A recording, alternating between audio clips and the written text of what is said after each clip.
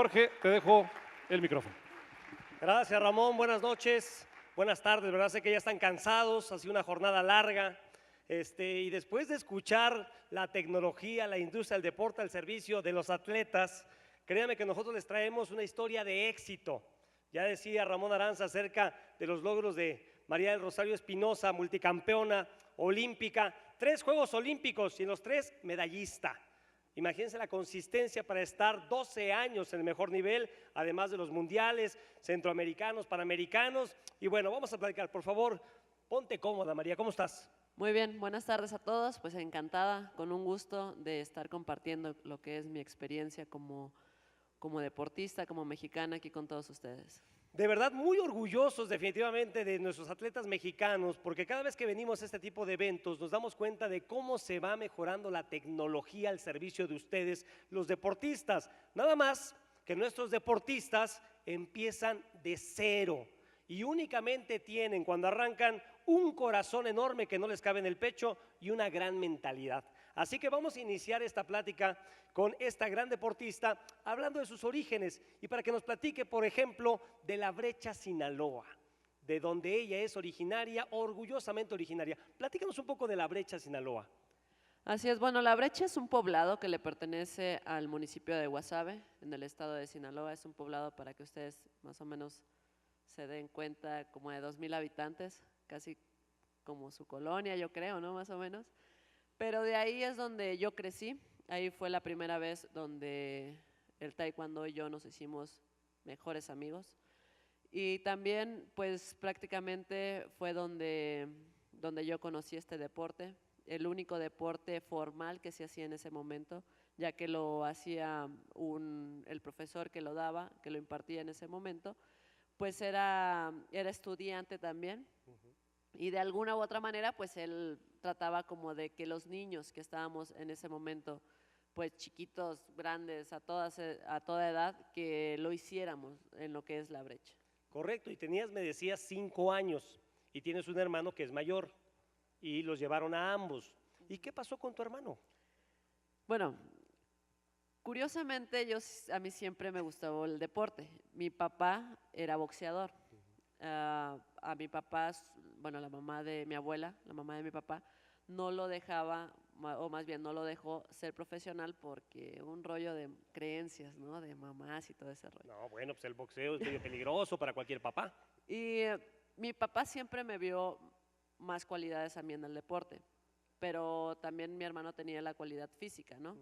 Pero mi hermano no le gustó porque dice que le tocaban más grandes, que le pegaban y todo eso, ¿no? Era chiquito, pero era grandote y lo ponían con más grandes de edad y me lo sonaban. Era como un problema de valor que tenía. Y curiosamente, a mí me tocaba competir con niños, porque en ese momento no había casi niñas. En el deporte se conocía poco el taekwondo en ese tiempo, y más en Sinaloa, y más, quién sabe por qué, en La Brecha fue a dar, o creció el taekwondo ahí. Uh, pero era como algo para mí curioso y un reto el estar entrenando con niños y competir con niños también. Era como una adrenalina más allá que yo tenía desde muy chiquita, el que ya no estaba compitiendo, jugando con mi primo o con mi hermano, ¿no? Simplemente ya estaba compitiendo con alguien que era todavía más fuerte que yo. Pero estabas compitiendo y tenías 5 o 6 años. Sí, pero sí empecé como el estar con esta competencia, ¿no? Con la competencia, y también ya en el futuro me sirvió para lo que era entrenar con mis compañeros. Más bien me gustaba, siempre me ha gustado más entrenar con hombres que con mujeres. Ahora, señores, para que se sorprendan sobre todo la gente de la industria del deporte y toda la alta tecnología, yo quiero que María nos cuente qué era lo primero que llegaba a hacer al lugar donde entrenaba, ya en La Brecha, y cuál era el aparato tecnológico que utilizaba para mejorar su técnica. Se van a sorprender. Bueno, lo primero que yo llegaba a hacer era barrer, porque donde nosotros entrenábamos y el aparato tecnológico era una escoba, ¿no? Como Karate Kid. Así es, el pulir y encerar y todo eso. Pero lo hacía porque donde entrenábamos se le llamaba la casa ejidal, ¿no? La casa de fiestas del pueblo. Pero cuando llovía o cualquier cosa que pasara, pues la casa ya estaba viejita y se caía al techo. Entonces nosotros teníamos que llegar y barrer lo que caía del techo para poder entrenar, aparte en piso que pues aguas con el hoyo porque si no te lastimabas, ¿no? Era la realidad la que estábamos viviendo en ese momento. Díganme si no tiene mucho valor lo que hacen nuestros atletas al final de cuentas, porque conocemos a la multicampeona, pero además ahí no termina la historia, porque para seguir aumentando el nivel, pues había que trasladarse a otro sitio para seguir entrenando. ¿Y de La Brecha ibas a Guasave o a dónde ibas? El profesor se fue, el profesor que nos impartía ahí en La Brecha se fue a seguir estudiando a Culiacán, a la capital de Sinaloa, y pues la curiosidad, no solamente mi curiosidad no quedaba nada más en que lo practique el taekwondo, sino que yo quería todavía hacerlo más, quería seguir explorando este deporte. Y me iba del pueblo de La Brecha a Guasave pues a entrenar, ¿no? A seguir buscándolo, que más o menos hacía como 1 hora de camino de ida y 1 hora de regreso, ¿no? En un camión donde pasaba pues por todos los ranchos. Estoy hablando que yo lo empecé a hacer cuando iba en 5.º año de primaria más o menos. ¿Tenías 10 años? 10 años Y por supuesto te llevaba tu mamá. No, ni mi mamá ni mi papá. Yo me iba sola, era una confianza que me daban mis papás y siempre ellos, más bien yo tuve el apoyo de ellos y claro que mi mamá no podía porque tenía que cuidar a mis hermanos, mi papá tampoco no podía porque se tenía que ir a trabajar al barco, a sacar camarón y pescado y todo eso, pero para mí era como una aventura. 10 años, 1 hora de ida y 1 hora de regreso todos los días para seguir con su sueño del taekwondo, hasta que llega la edad de los 15 años y había que tomar una decisión de si seguir con el sueño, pero ya no en Sinaloa, había que irse a San Luis Potosí. Así es, se me presentó la oportunidad, yo gané la Olimpiada del 2003 en Coahuila y me tenía que concentrar en San Luis Potosí donde estaba la selección juvenil, pero pues ahí no conocía absolutamente a nadie, no conocía lo que era ni quiénes iban a ser mis entrenadores, no conocía quiénes iban a ser mis amigos, a nadie. Y fue como, siempre he sido muy aventurera y no me ha dado miedo, más bien nunca me dio miedo nada. Y simplemente yo dije, pues yo quiero ir, le dije a mis papás y mis papás pues tuvieron que tomar una decisión y si sí o no y pues ellos dijeron que sí, pues yo feliz de la vida. ¿Te acuerdas las palabras que te dijo tu señor padre cuando te dijo, María, que te vaya bien, mucho éxito? ¿Qué te dijo para darte ese permiso y darte toda la confianza de que seguirás creciendo con tu sueño? Pues simplemente si a mí me gustaba lo que estaba haciendo adelante y que por parte de ellos, tanto de mi papá como de mi mamá, siempre iba a tener el apoyo. Y adelante, era mi decisión y si era lo que realmente yo quería, que adelante. Pues ahí está una historia de éxito que inició de la nada auténticamente, pero sabemos que este tipo de encuentros es para hablar del desarrollo tecnológico y cómo está el servicio de estos deportistas. Yo traje mi acordeón porque cada vez que platicaba con María me decía, ojo que esto no es como el fútbol. Y como yo solamente hablo de fútbol, bueno, pues tengo que traer mi acordeón.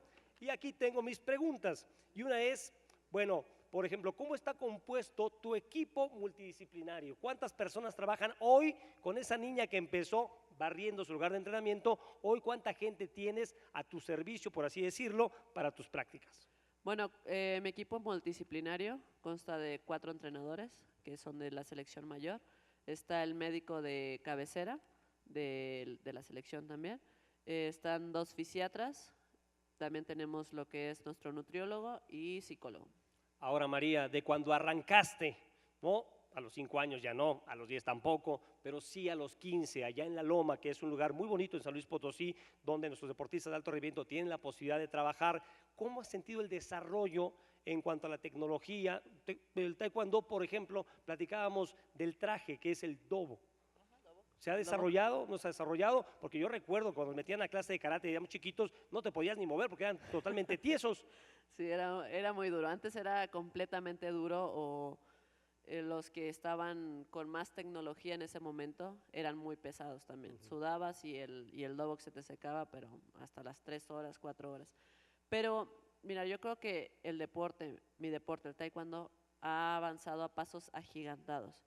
simplemente de unos Juegos Olímpicos a otros Juegos Olímpicos. Ahora imagínense cuando yo lo inicié, a los 5 años, hasta los 20 años que fueron mis primeros Juegos Olímpicos, pues claro que fueron un gran avance, ¿no?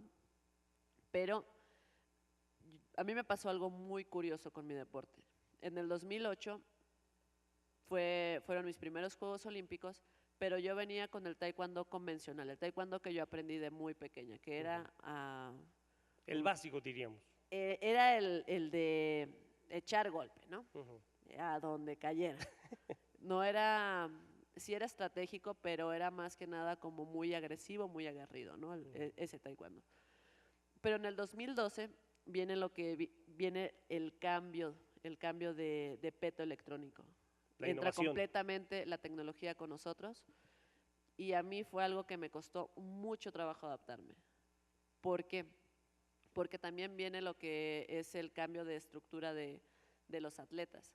Ya los chaparritos no eran como los que ganaban, sino eran los que tenían más extremidades largas. Mayor alcance. Ajá, y eso a mí me costaba muchísimo, porque a mí me enseñaron a patear de una manera, pero no de la manera del peto electrónico. Y yo decía, bueno, ¿qué hago? No me puedo poner más piernas, porque eso ya no, o sea, no puedo. Pero lo que sí hice, bueno, primero que nada perdí muchísimo. Después, cuando vino ese cambio, yo perdía, no me encontraba con la tecnología. Pero me puse a ver qué hacían los demás atletas para poder que a ellos sí les funcionara. ¿Y cómo lo veías?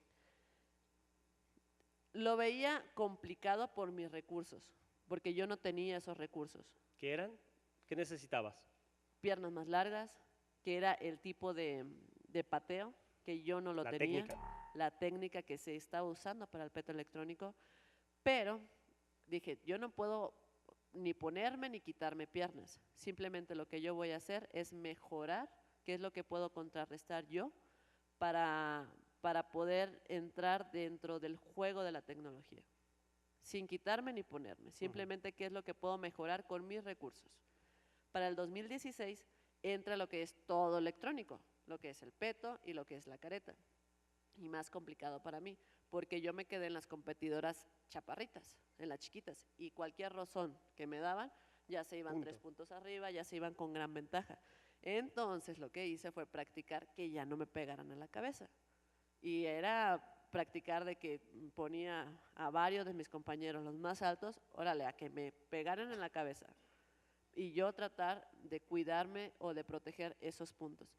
Pero fue mucho de error, acierto, el tratar de adaptarme a esa tecnología. Oye, María, y todo era con la práctica, como tú dices, ponía a mis compañeros, pero no había un apoyo tecnológico tipo un monitor donde pudieras ver tus peleas, pudieras revisar tus movimientos, ver a tus rivales, analizarlos. Tú me platicabas que hacías incluso una estrategia de que tenías la pantalla y empezabas a tirar patadas como si estuvieras realmente en un combate en el tatami. Sí, mira, creo que fue práctica y también fue parte de que me tenía que ayudar con la tecnología.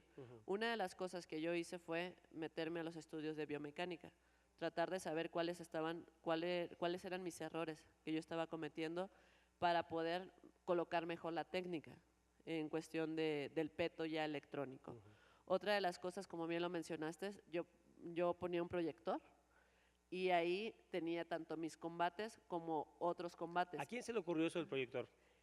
Mira, siempre he tomado lo mejor de cada persona. Y ese proyector se le ocurrió a un francés, a un entrenador francés. Entonces el entrenador francés se fue de selección, se fue con juveniles y yo lo seguí haciendo. Y fue algo, antes de juegos también vino otra persona y me trajo lo que era como si estuviera yo viendo realidad ¿Como un virtual. gogle? Ajá, como unos gogles. Ajá.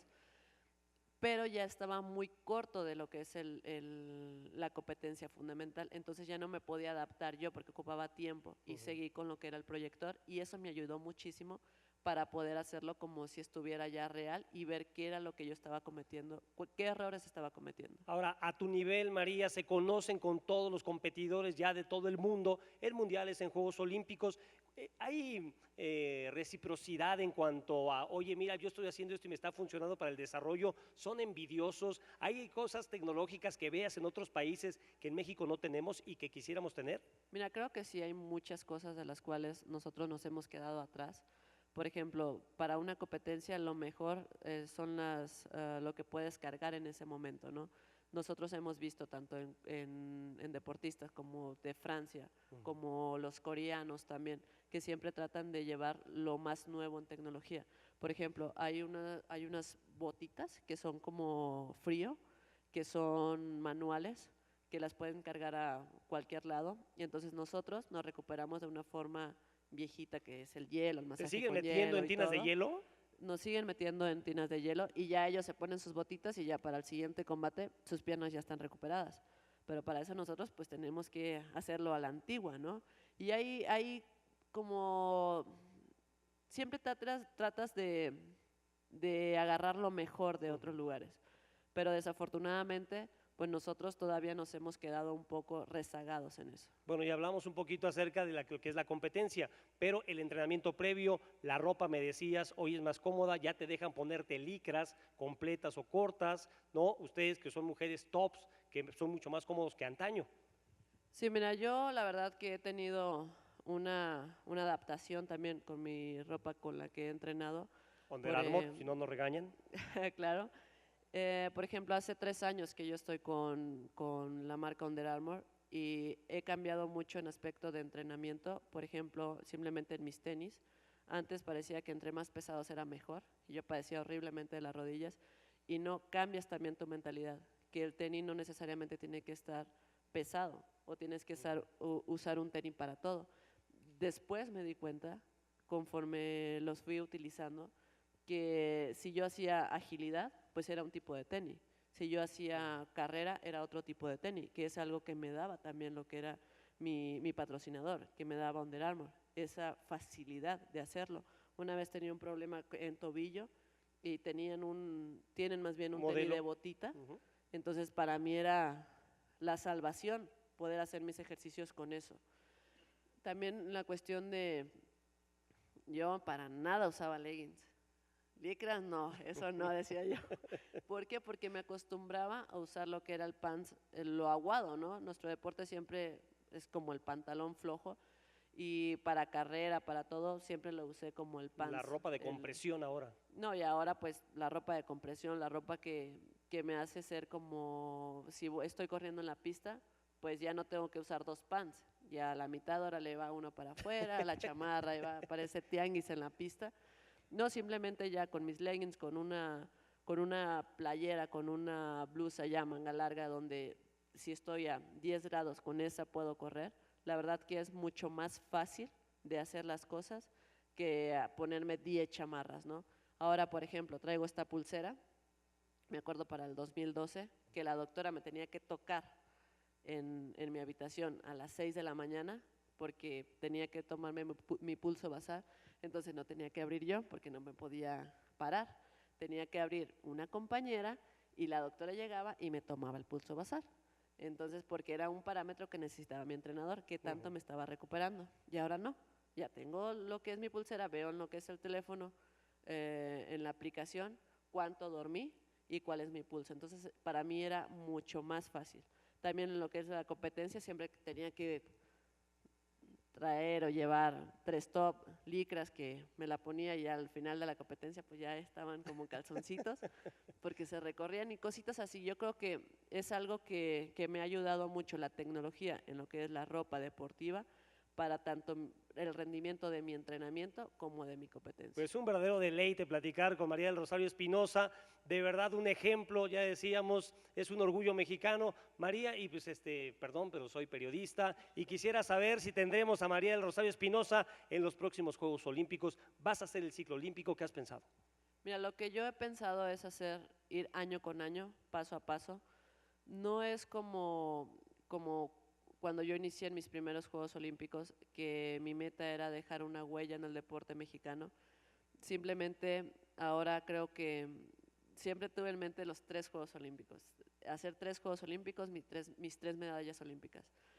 Y ahora que ya las tengo, que ya estoy viviendo ese sueño, creo que para este ciclo olímpico, digo, voy a ir paso a paso, si es que lo quiero yo terminar, porque también mi cuerpo, son muchos años Sí. de alto rendimiento, no sé mi cuerpo también cómo me vaya a reaccionar conforme vaya el ciclo y mi mente también. Entonces es algo que yo quiero respetar mucho, lo que es mi cuerpo y mi mente. Señores y señores, María del Rosario Espinosa, orgullo mexicano. Muchas Hecho gracias.